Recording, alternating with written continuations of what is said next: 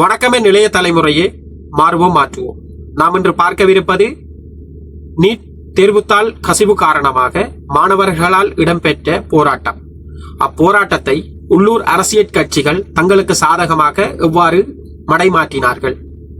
உதாரணத்திற்கு தமிழ்நாட்டில் உள்ள டிஎம்கே கட்சியினர் அதனை எப்படி தங்களுக்கு சாதகமாக மாற்றிக்கொண்டார்கள். உள்ளூர் கட்சிகளே இவ்வாறு இதனை மாற்றும் போது உலக புவிசார் அரசியலில் எவ்வாறான திருப்பங்களை இதனூடாக வெளிநாட்டு சக்திகள் நகர்த்துகிறார்கள் என்பதை ஒரு ஆய்வாக பார்க்கலாம். பயனுள்ள ஒரு வீடியோவாக இருக்கும். வீடியோவை ஸ்கிப் பண்ணாம பாருங்க. இந்தியாவின் உள்நாட்டு அரசியல், இலங்கை மற்றும் உலக புவிசார் அரசியல் ஒரு ஆழமான ஆய்வாக நாம் இதை பார்ப்போம். ஒரு நாட்டின் எதிர்காலத்தை மாற்றுவது எது? எல்லையில் நடக்கும் போர்களா, தேர்தல்களா, பொருளாதார நெருக்கடியா, இல்லை சில நேரங்களில் ஒரு தேர்வு வினாத்தாள் கசிவு கூட நாட்டின் அரசியல் திசையை மாற்றக்கூடிய சக்தியாக மாறிவிடுகிறது.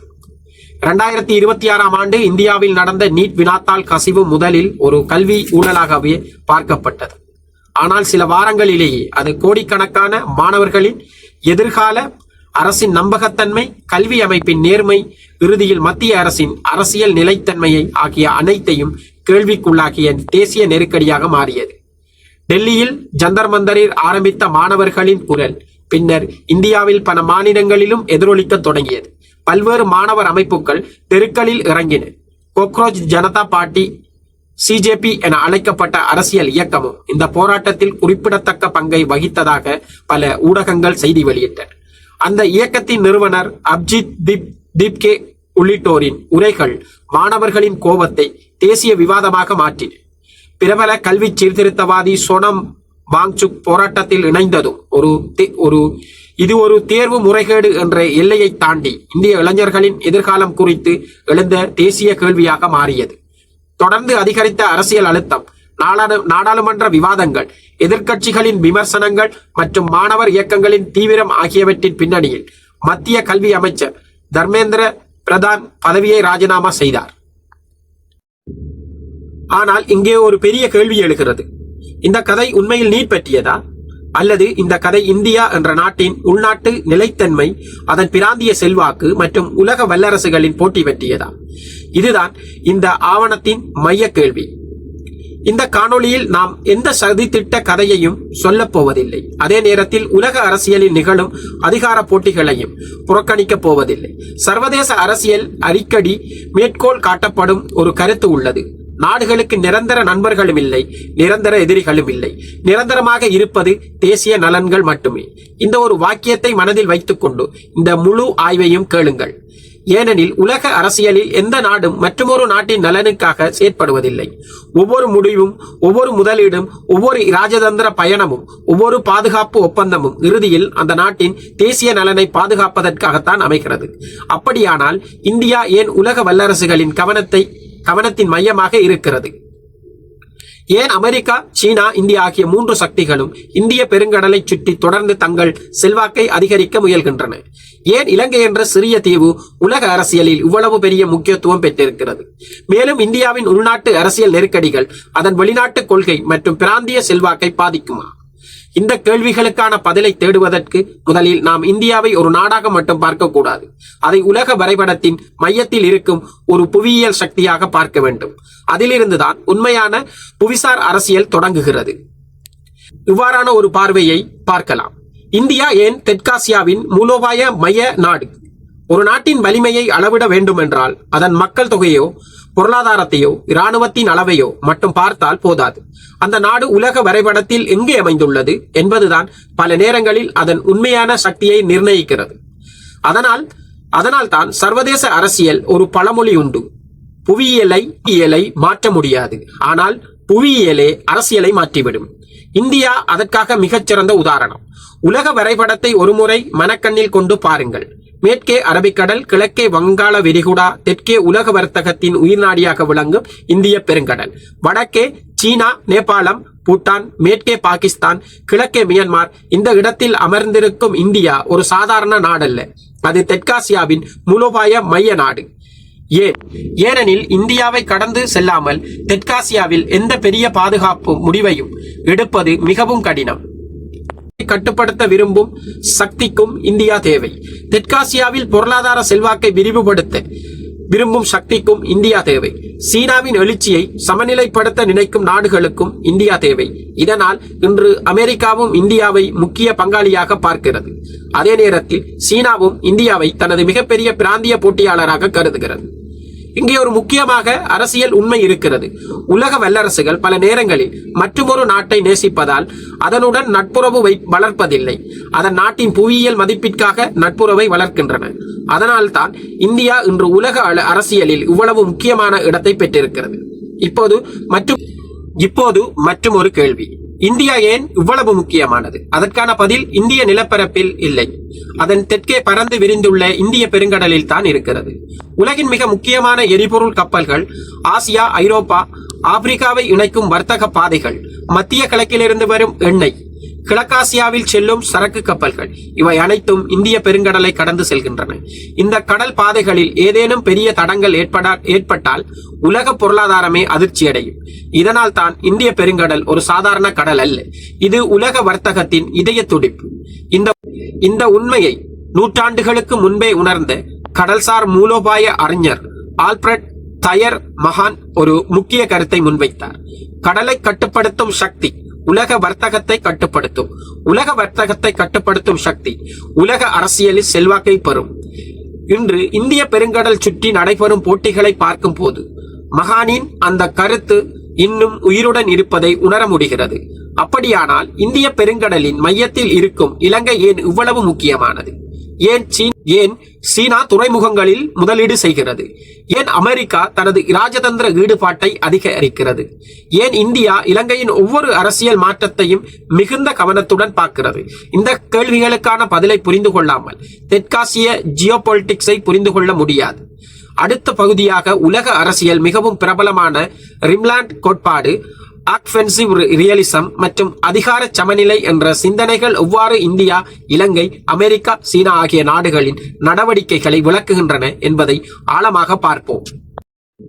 அடுத்து நாம் இவ்வாறான ஒரு பார்வையை பார்க்கலாம். இலங்கையும் இந்திய பெருங்கடலும் உலக வல்லரசுகளின் அமைதியான போர். இப்போது நாம் ஒரு முக்கியமான கேள்விக்கு வருகிறோம். ஏன் இலங்கை என்ற சிறிய தீவை சுற்றி இவ்வளவு பெரிய நாடுகள் போட்டியிடுகின்றன? இலங்கையிடம் அணு ஆயுதங்கள் இல்லை, மிகப்பெரிய இராணுவமும் இல்லை, உலகின் மிகப்பெரிய பொருளாதாரமும் இல்லை. அப்படி இருக்க ஏன் இந்தியா, சீனா, அமெரிக்கா, ஜப்பான், ஐரோப்பிய நாடுகள் வரை இலங்கை மிகுந்த கவனத்துடன் பார்க்கின்றன? இதற்கான பதில் இலங்கையின் அரசியலில் இல்லை, அதன் புவியியலில் தான் இருக்கிறது. உலக வரைபடத்தை பாருங்கள். மத்திய கிழக்கிலிருந்து கிழக்கு ஆசியாவுக்கு செல்லும் எண்ணெய் கப்பல்கள், சிங்கப்பூர், மலேசியா, ஜப்பான், தென்கொரியா, சீனா ஆகிய நாடுகளுக்கு செல்லும் வர்த்தக கப்பல்கள், ஐரோப்பாவையும் ஆசியாவையும் இணைக்கும் கடல்சார் பாதைகள், இவை அனைத்தும் இலங்கைக்கு மிக அருகிலுள்ள கடல் வழி தடங்களைத்தான் கடந்து செல்கின்றன. அதனால் தான் சில அரசியல் ஆய்வாளர்கள் ஒரு கருத்தை கூறுகிறார்கள். இந்திய பெருங்கடலை புரிந்து கொள்ளாமல் 21ஆம் நூற்றாண்டின் உலக அரசியலை புரிந்து கொள்ள முடியாது. இதைத்தான் ஒரு நூற்றாண்டுக்கு முன்பே கடல்சார் மூலோபாய சிந்தனையாளர் ஆல்பிரட் தயர் மகான் உணர்ந்தார். அவரது அடிப்படைவாதம் மிகவும் எளிமையானது. கடல் வழிகளை பாதுகாக்கும் நாடுகள் தங்கள் பொருளாதாரத்தையும் உலகளாவிய செல்வாக்கையும் வலுப்படுத்த முடியும். இன்று நாம் பார்ப்பது இதன் நவீன வடிவம். இதனால் தான் சீனா துறைமுகங்களில் முதலீடு செய்கிறது. இந்தியா பாதுகாப்பு மற்றும் பொருளாதார ஒத்துழைப்பை வலுப்படுத்த முயல்கிறது. அமெரிக்கா இந்தோ பசிபிக் கூட்டாண்மைகளை விரிவுபடுத்துகிறது. இவை அனைத்தும் ஒரே இலக்குடன் நடைபெறுகின்றன என்று கூற முடியாது. ஆனால் அனைத்திற்கும் ஒரு பொதுவான அம்சம் உள்ளது. இந்திய பெருங்கடல் அவர்களின் தேசிய நலன்களின் முக்கிய இடம் பெறுகிறது. இங்கே இன்னொரு முக்கியமான கோட்பாட்டை பார்ப்போம். அரசியல் புவியியல் அறிஞர் நிக்கோலஸ் ஸ்பைக்மேன் முன்வைத்த ரிம்லாண்ட் கோட்பாடு. இந்த கோட்பாட்டின் மைய கருத்து என்னவென்றால், உலகின் முக்கிய கடற்கரை வளைய பகுதிகளை பாதிக்கக்கூடிய ஆற்றல் கொண்ட நாடுகள் உலக அரசியலிலும் அதிக செல்வாக்கை பெற முடியும். இந்தியாவும் இலங்கையும் இந்திய பெருங்கடலும் இந்த பரந்த மூலோபாய பகுதிகளில் இருப்பதால் அவற்றின் முக்கியத்துவம் தொடர்ந்து அதிகரிக்கிறது என்று பல ஆய்வாளர்கள் விளக்குகின்றனர். இதற்கு பிறகு இன்னொரு சிந்தனையை பார்ப்போம். சர்வதேச உறவியல் அறிஞர் ஜான் மியர்சைமர் முன்வைத்த ஆஃபென்சிவ் ரியலிசம். இந்த கோட்பாடு என்ன சொல்கிறது? ஒரு வல்லரசு தனது பாதுகாப்பை உறுதிப்படுத்த விரும்பினால் அது தனது பிராந்தியத்தில் செல்வாக்கை அதிகரிக்க முயலும். இது அவசியமாக போர் என்றல்ல. அது பொருளாதாரமாக இருக்கலாம், ராஜதந்திரமாக இருக்கலாம், பாதுகாப்பு ஒத்துழைப்பாக இருக்கலாம். அடிக்கட்டு முதலீடுகளாக இருக்கலாம். இந்த கோணத்தில் பார்த்தால் இந்தியா, சீனா, அமெரிக்கா ஆகிய 3 நாடுகளும் தெற்காசியாவில் தங்கள் தேசிய நலன்களை முன்னேற்ற முயற்சிப்பது சர்வதேச அரசியலில் புதிதான விஷயம் அல்ல. இதிலிருந்து ஒரு முக்கியமான கேள்வி எழுகிறது. இந்த போட்டி நடைபெறும் நேரத்தில் இந்தியா தனது முழு கவனத்தையும் உள்நாட்டு அரசியல் நெருக்கடிகளுக்கே செலவிட வேண்டிய நிலை ஏற்பட்டால் என்ன நடக்கும்? அதுதான் நமது அடுத்த ஆய்வின் மையப்புள்ளி. இப்போது ஒரு நாட்டின் உள்நாட்டு நெருக்கடி அதன் வெளிநாட்டு கொள்கையை பாதிக்குமா? நாம் இந்த ஆவணத்தில் மிக முக்கியமான பகுதிக்குள் நுழைகிறோம். இதுவரை நாம் பார்த்தது என்ன? ஒரு தேர்வு முறைகேடு, அதிலிருந்து உருவான மாணவர் எழுச்சி, அரசியல் அழுத்தம், அமைச்சரின் ராஜினாமா. ஆனால் இப்போது நாம் கேட்க போகும் கேள்வி கல்வியை தாண்டியது. ஒரு பெரிய நாடு நீண்ட காலமாக உள்நாட்டு அரசியல் நெருக்கடியில் சிக்கிக் கொண்டால் அதன் வெளியுறவு கொள்கை மற்றும் பிராந்திய செல்வாக்கில் தாக்கம் ஏற்படுமா? இது ஒரு புதிய கேள்வி அல்ல. சர்வதேச உறவியல் ஆய்வாளர் பல தசாப்தங்களாக இதை பற்றி விவாதித்து வருகின்றனர். ஏனெனில் எந்த அரசாங்கமாக இருந்தாலும் அதன் அரசியல் ஆற்றல் அளவில்லாதது அல்ல. ஒரு பக்கம் பொருளாதாரம், மற்றொரு பக்கம் பாதுகாப்பு, மற்றொரு பக்கம் தேர்தல், மற்றொரு பக்கம் மக்கள் போராட்டம். இவை அனைத்தும் ஒரே நேரத்தில் வெடித்தால் அரசின் கவனமும் நிர்வாக வளங்களும் பல திசைகளில் பகிரப்பட வேண்டிய நிலை உருவாகலாம். அதனால் சர்வதேச அரசியல் ஒரு கருத்து அடிக்கடி பேசப்படுகிறது. உள்நாட்டு நிலைத்தன்மை என்பது ஒரு நாட்டின் வெளிநாட்டு கொள்கைக்கான அடித்தளம். இந்த கருத்தை இந்தியாவின் சூழலில் வைத்து பார்ப்போம். இந்தியா இன்று ஒரு சாதாரண நாடல்ல. உலகின் மிகப்பெரிய மக்கள் தொகையை கொண்ட நாடுகளில் ஒன்று, உலகின் முன்னணி பொருளாதாரங்களில் ஒன்று, இந்தோ பசிபிக் பாதுகாப்பு கூட்டமைப்பின் முக்கிய பங்காளி, தெற்காசியாவின் மிகப்பெரிய இராணுவ சக்தி. அதனால் இந்தியா எடுக்கும் ஒவ்வொரு முடிவும் அதன் எல்லைகளை தாண்டி தாக்கத்தை ஏற்படுத்தப்படுகிறது. அதே நேரத்தில் இந்தியாவின் கடல்சார் பாதுகாப்பு வட்டாரத்தில் இலங்கை ஒரு முக்கிய இடத்தை பெறுகிறது. இது உணர்ச்சியின் அடிப்படையில் அல்ல. அண்மை காலங்களில் இலங்கையின் பல்வேறு நாடுகளின் ராஜதந்திர செயற்பாடுகள் அதிகரித்துள்ளன.